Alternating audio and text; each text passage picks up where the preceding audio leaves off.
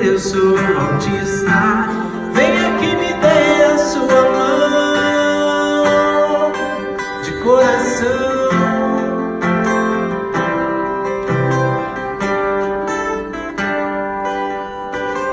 Pai, mãe, o mundo precisa saber que vivemos a realidade e muitos insistem em não ver. Somos diferentes, esperanças otimistas. Muito prazer, eu sou autista. Venha que me dê a sua mão de coração.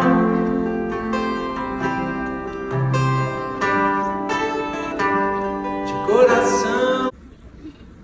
O símbolo do autismo, ele é um quebra-cabeças, porque são muitas as vias teóricas e práticas que se tem para abordar o espectro. O próprio termo espectro é um enigma, e ele foi concebido assim, com uma vantagem, eu diria, competitiva, porque o espectro significa variação de luz, ele vem da física.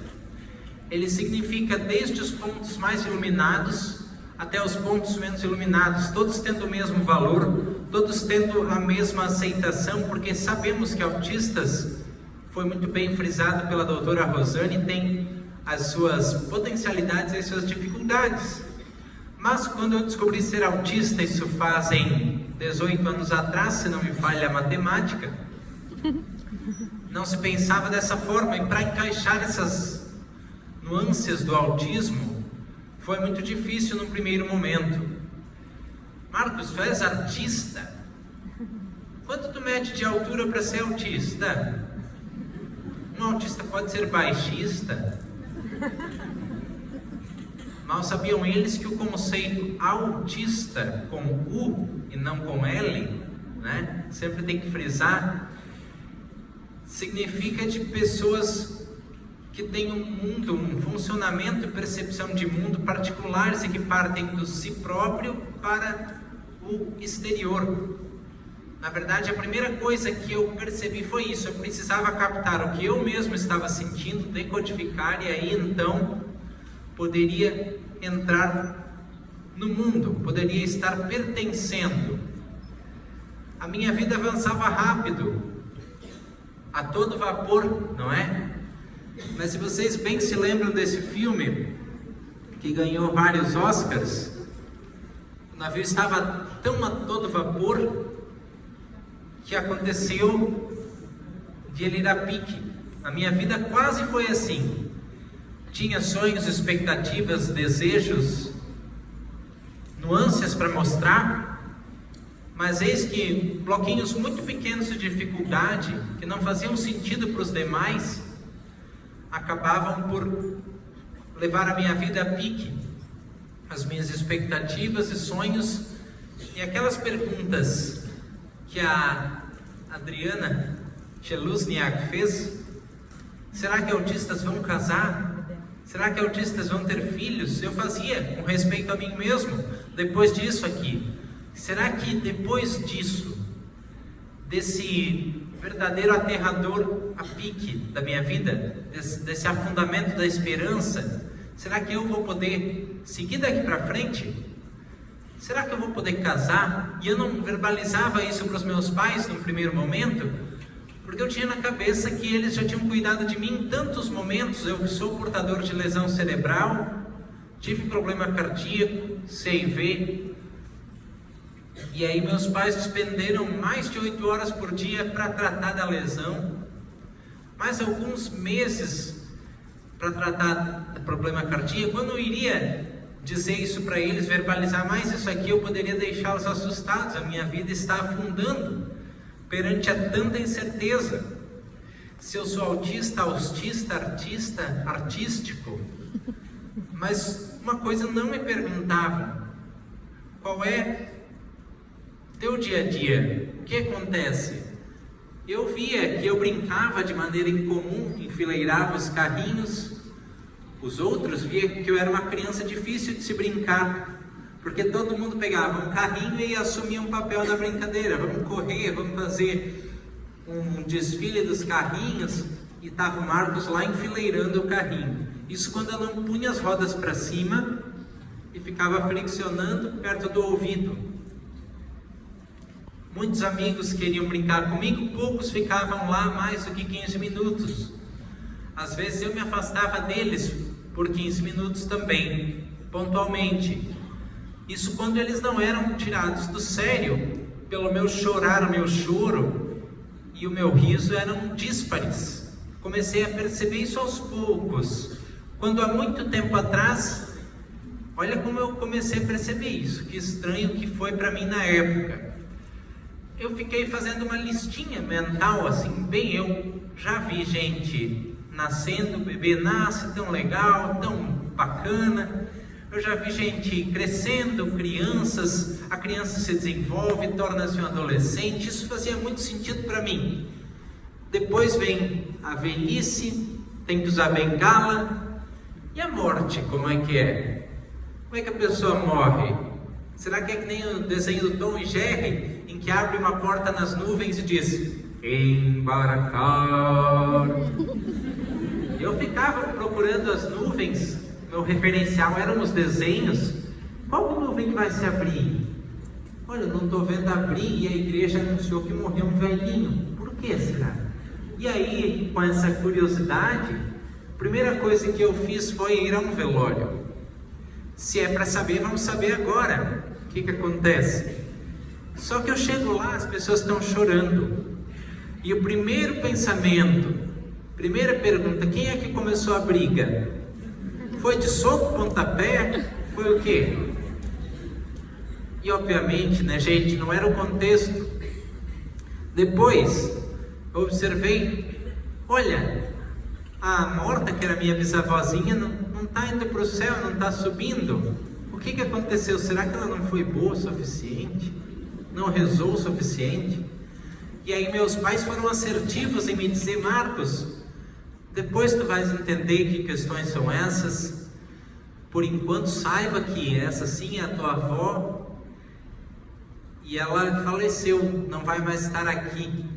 Com essa explicação objetiva, eles acabavam mitigando isso aqui, porque aos olhos dos outros, meus pais não tinham tanta informação assim, de que eu literalmente iria procurar por alguém subindo aos céus, mas eles tinham a informação de que tinham que dar a oportunidade de conviver. E se a oportunidade que bateu a porta fosse a oportunidade de ir lá se despedir de um ente querido, Marcos iria, porque ele teria que participar de todas as festividades e todas as tristezas socialmente compartilhadas. Mas deu certo, porque logo depois eu aprendi a pôr em contexto. Até hoje não é perfeito, é como se eu falasse uma língua secundária.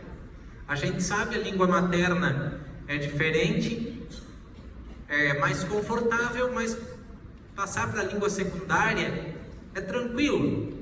Muitas pessoas sabem inglês, alemão, espanhol. É tranquilo transitar, mas não é natural. Assim sentia com as emoções. Depois eu fui descobrir que a minha fala também era ruim, porque ela tinha um sotaque e uma acentuação própria. Eu comecei a observar isso na prática mesmo, quando as pessoas diziam: e aí, velho? E eu não ia. E aí, bicho? E aí, mano? Pô, eu só tenho um irmão e se chama Bruno. Vocês riem, mas na época as pessoas simplesmente diziam: chato do Marcos, ninguém entende. Não entende nada. E essa fala, ela acontecia porque eu não conseguia habituar a linguagem das crianças e dos adolescentes, mais posteriormente, a minha própria. Para mim era: e aí, senhor, tudo bem? E aí, velho? Nem pensar, né? E aí isso foi desaguar na minha dificuldade em me relacionar com os pares. Pessoas da mesma idade para mim eram irritantes, porque elas viviam abreviando as coisas tipo, aí, eu tô aí mó nice. Cara, tu não fala inglês. Nice. Is it nice? Are we supposed to speak English now? E a pessoa corria. Mas como é que tu combina as duas línguas numa só? Me explica. Aí meu pai e minha mãe tiveram a paciência, porque na época nós só podíamos contar com ela. Não tinha a menor informação, e se houvesse, era através da internet de escada, lenta, custosa, a gente caçando os domingos para entrar nela, né? Quem não se lembra? E aí a gente só contava com a nossa paciência e a vivência de oportunidade. Desde que eu sou organizado neurologicamente pelo método Glenn Doman, foi essa filosofia de trabalho lá em casa. O Marcos vai vivenciar tudo que o Bruno vivenciou, junto com o Bruno. Inclusive o Bruno, que é 4 anos mais velho que eu, vivenciou isso aqui, ó. E não fosse por ele, teria sido muito pior. E a gente não teria rido como rimos aqui. Essa fala também foi descoberta por uma professora de canto. Comecei a cantar para me relacionar melhor, porque também foi fruto lá da estimulação contínua, que a música me trouxesse novos estímulos. E aí comecei a narrar as propagandas do nosso coral, comecei a fazer propagandas diversas de eventos da cidade e ninguém mais falou da minha fala particular. Mas ainda tinha falta de consciência de perigo. Eu simplesmente atravessava a rua para chegar do outro lado. Quando eu notava que aquela piada da galinha fazia todo sentido, porque de fato se atravessa a rua para chegar do outro lado. Só que tem os carros, as motos, que eu não considerava. Até que um dia eu olhei para o lado, olhei para o outro e tinha um escorte aqui na minha anca, assim, e o cara: sai da rua, menino. Mas de onde o carro veio eu não sabia. Nós tivemos que fazer um trabalho novamente. Contei com a paciência dos meus pais, do meu irmão, e muitas vezes ele dizendo, 150 vezes, né, mãe? Dizendo: olha para o lado para atravessar a rua, e explicando o porquê. Uma coisa que eu nunca entendi é o porquê as pessoas fazem o que se convencionou chamar hoje em dia de small talk, né? Dão o assunto da conversa. E o que está no ar, a maioria das crianças, pelo menos os neurotípicos, captam. Agora eu não captava. Olha para os dois lados, mas buscando o que eu não sabia exatamente. Depois que descobriram que é buscando os carros, cuidado com eles, é que eu comecei a entender. Eu tive muito medo de coisas inofensivas, isso também impactou na minha socialização. Eu tinha medo de pneu, por exemplo, porque uma vez eu pus a cabeça para observar e fiquei preso. Aí eu fiquei com medo. Eu tinha medo de guarda-roupas, eu tinha medo de um vaso vermelho da minha avó, mas era um medo que eu não conseguia, hoje eu consigo explicar por quê. De alguma forma, aquele vermelho que era muito forte causava repulsa. Só que na época eu tinha 10 anos aqui e eu não conseguia entender como é que eu iria expressar isso. Então eu simplesmente olhava para o vaso olhava para mim, eu falei... literalmente. Só que a cor era muito forte, de alguma forma. O pior é que eu percebi um embaralhado de sons quando eu chamava e não sabia em que prestar atenção quando chamava o meu nome, se era no gesto, se era no tom da voz ou se era no meu nome. Aí eu demorava lá uns 6 segundos em média para responder, e quem não responde é tido como egoísta. Não falo mais com ele. O Marcos é um trombadinha, ele vira a cara para mim, eu falo e ele não escuta.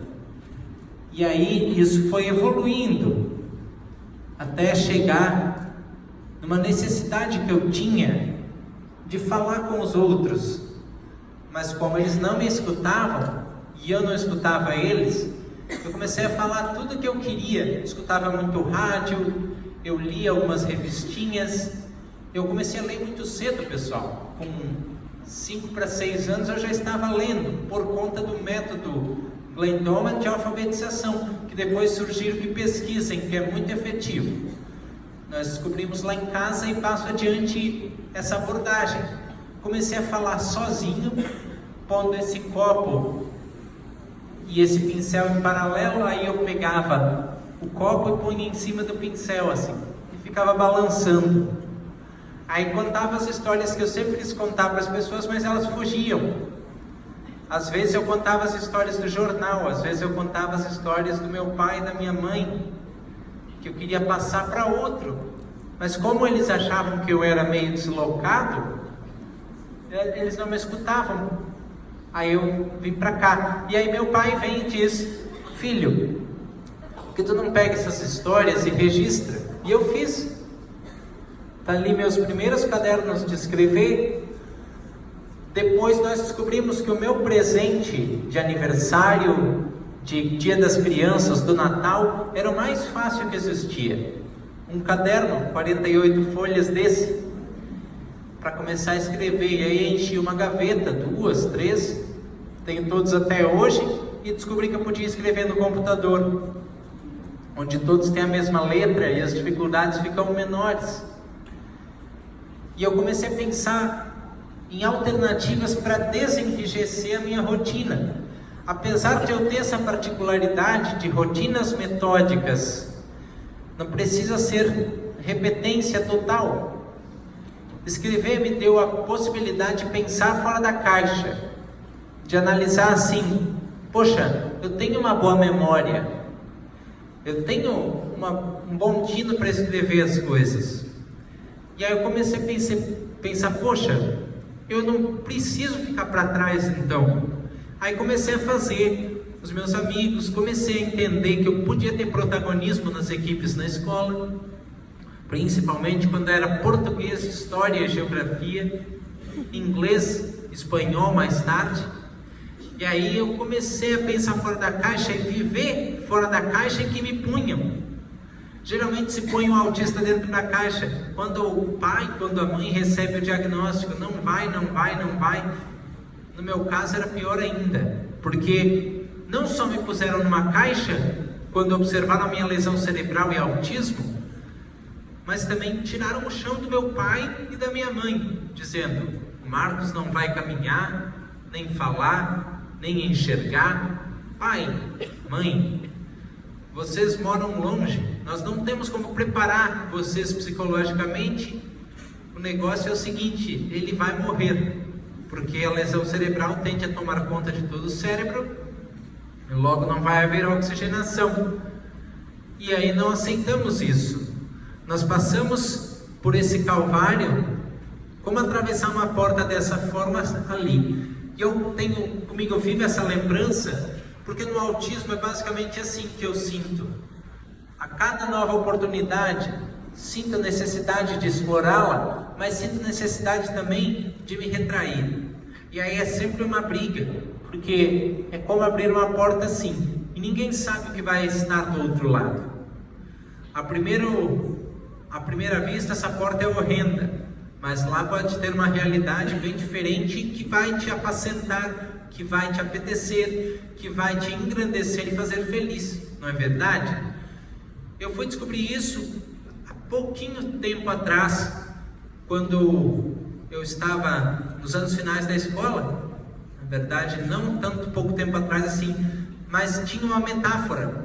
Dizia que um rei indiano convidou os prisioneiros mais casca-grossa para um lugar com uma porta assim. Tinha as celas deles e lá no fim uma porta.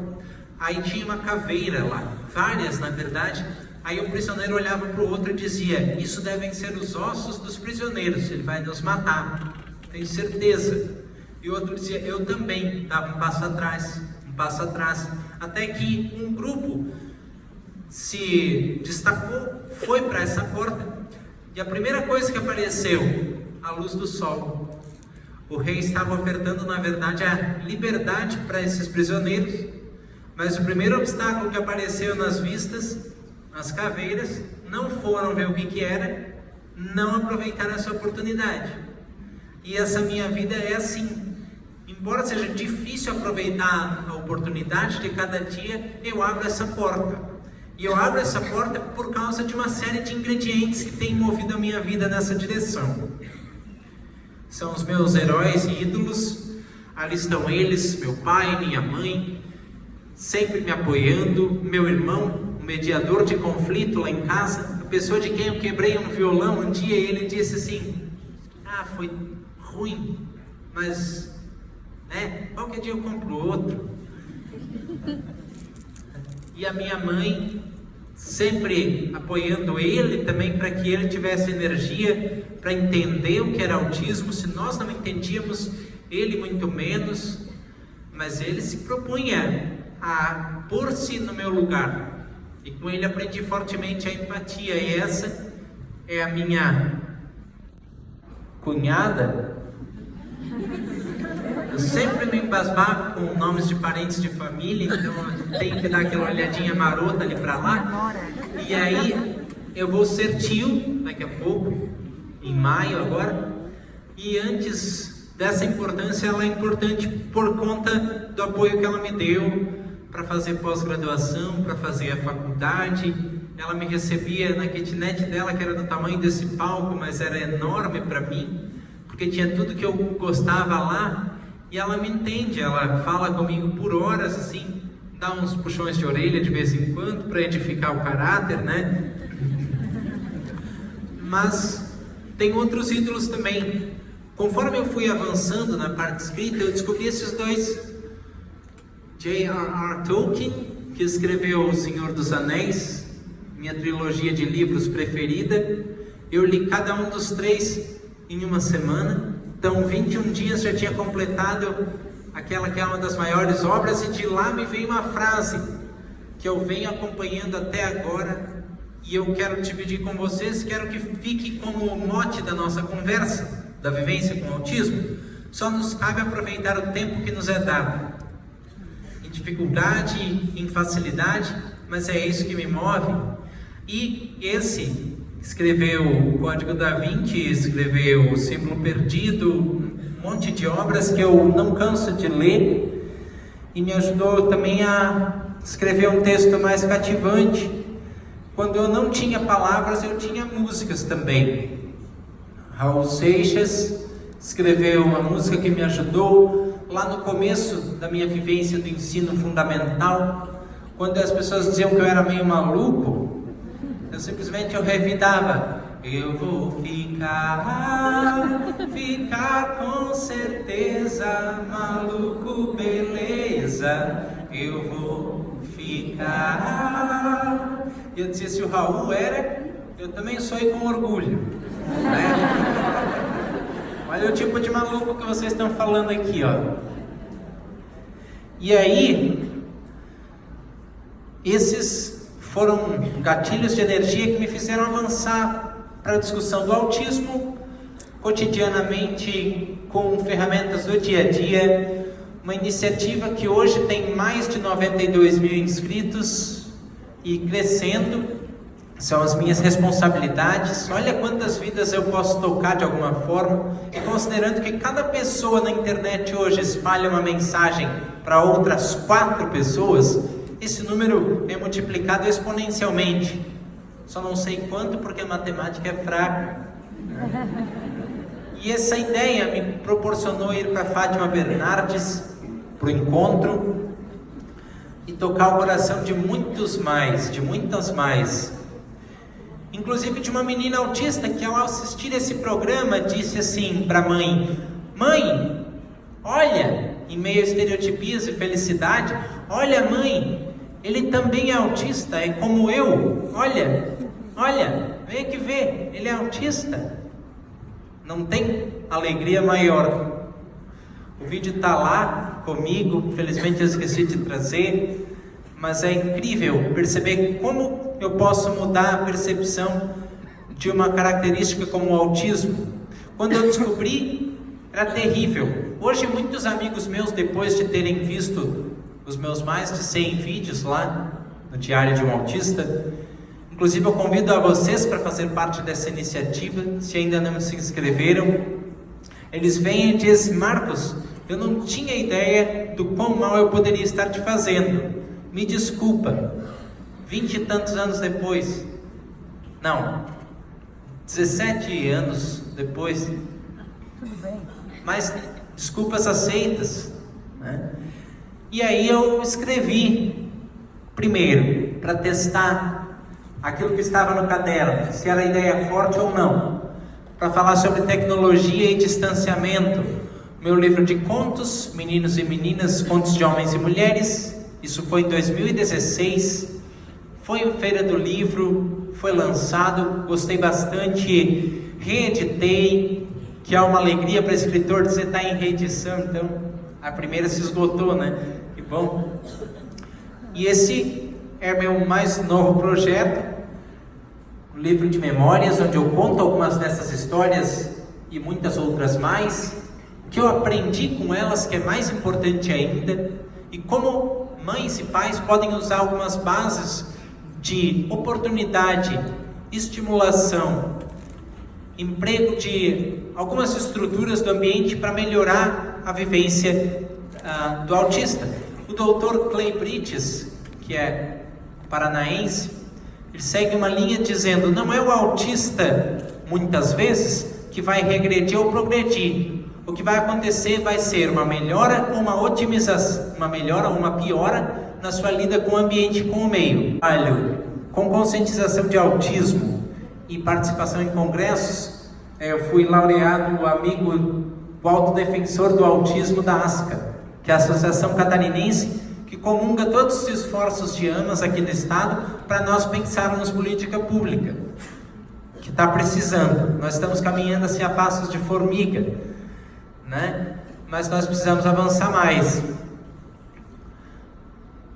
E meu mais novo projeto, que eu estou me embrenhando, chama-se Muito Prazer, Eu Sou Autista. Uma frase muito poderosa do hino ali que vocês escutaram e que apresenta bem esse espectro. Diz para não pôr todos em caixas iguais, porque nós temos histórias diferentes, assim como qualquer pessoa. E dizer que é preciso levar a experiência do ensinar e o aprender a mais pessoas e dinamizá-la. Então eu reúno algumas pautas do Diário de um Autista, alguns vídeos, algumas coisas que eu aprendi, alguns trechos de palestra que eu dei para compor esse livro. Mas nada me faz mais feliz do que o meu violão, que não necessariamente é esse, este é do meu irmão, mas eu não vou quebrar ele, porque meu irmão gosta pra caramba desse. Gostava do outro também, mas o outro era de amador, esse aqui é mais profissional, como ele fala.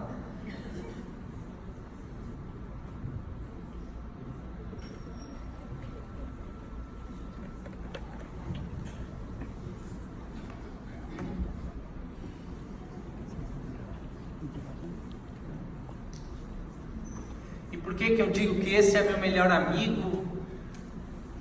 Parte mais importante do meu mundo, porque ele me faz realizar sonhos. Sonhos que eu nunca pensaria que eu poderia ter. Eu gosto muito de viajar.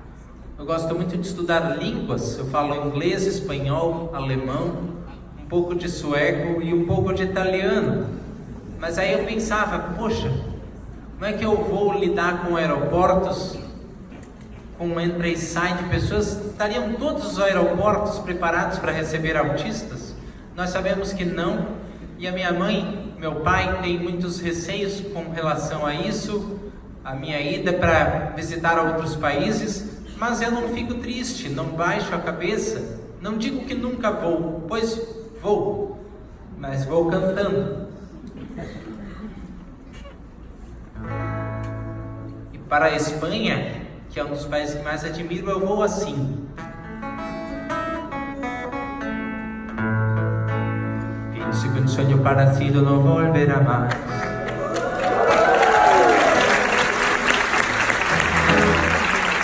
Pintaba las manos y la cara de azul. El improvisamiento rápido me llevó, me hice a volar, no cielo infinito. Volaré, cantaré, ni tu dipinto ni tu, felice di stare lassù. E aí, ali pertinho, nós temos a Itália. E eu vou assim. Vocês também, claro. Vocês estão comigo, vocês aí juntos. Oh mio Signore, in questo mondo io non ho avuto tanto, eppure sono contento, sono contento. E aí, para a Inglaterra, que eu adoro, é meu país preferido. Um dia eu vou visitar. Hoje eu vou visitar. When I find myself in times of trouble, Mother Mary comes to me, speaking words of wisdom, let it be. And in my hour of darkness, she is standing right in front of me, speaking words of wisdom, let it be. Let it be, let it be, let it be, let it be. Speaking words of wisdom, let it be.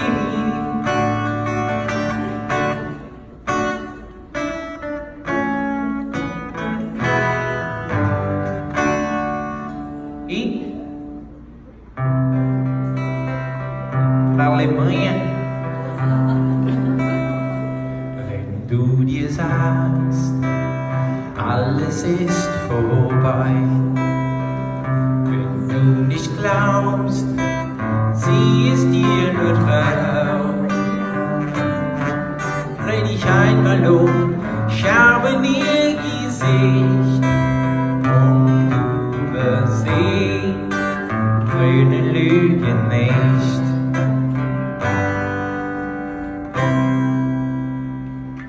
E agora a gente está a viagem tanto tempo, é hora de voltar para casa.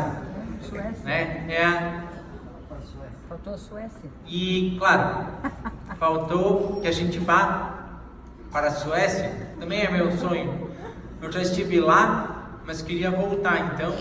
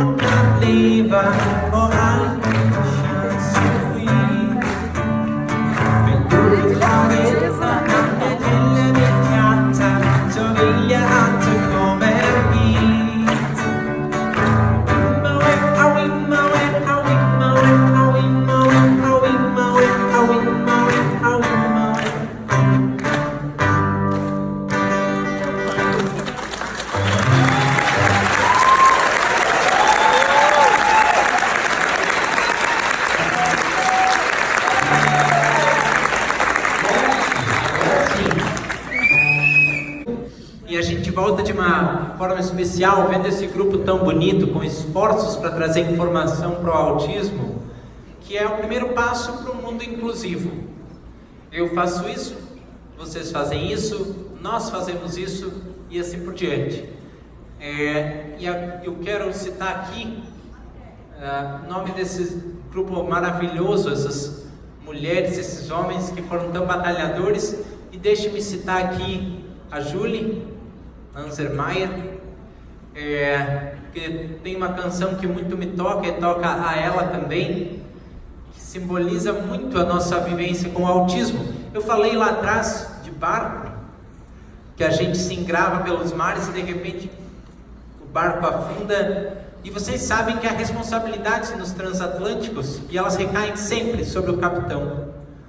E quem é o capitão das nossas vidas? Nós mesmos.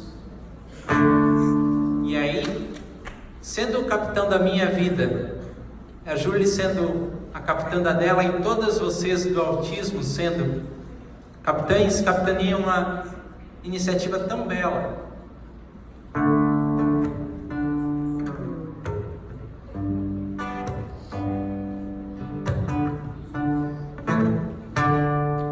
A vida é um rio, estamos no mesmo barco, remaremos juntos. Pra onde vai esse rio? Não sabemos. Remaremos juntos. Ainda temos estrelas pra alcançar, sonhos pra sonhar, flores pra regar. Mas precisamos fazer isso juntos.